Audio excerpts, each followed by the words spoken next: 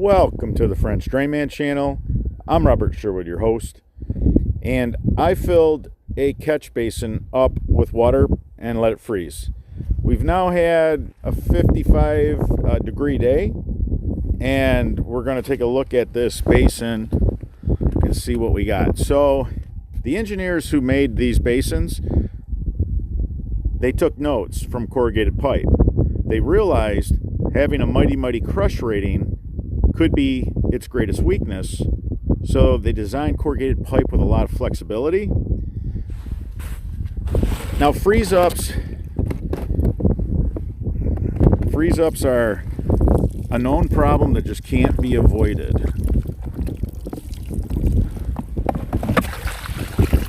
All right,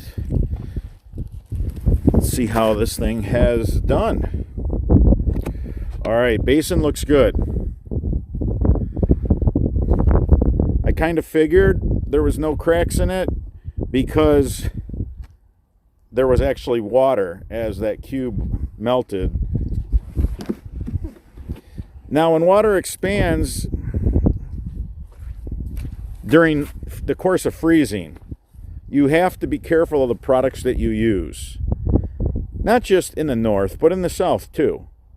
If you got a tree root that's as big as your pinky and then it gets as big as your wrist, is that material that it's pushing against going to withstand that?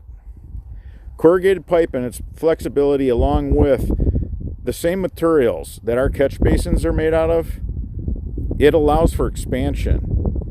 The product is allowed to move when under stress, opposed to cracking. If the crush rating is so high, that's what you get.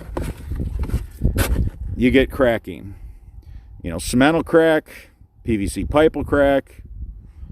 Steel will bend, so it has some flexibility there while still maintaining the tensile strength that it's providing whatever structure. So materials all vary. You just have to have a good understanding for materials and how to use them.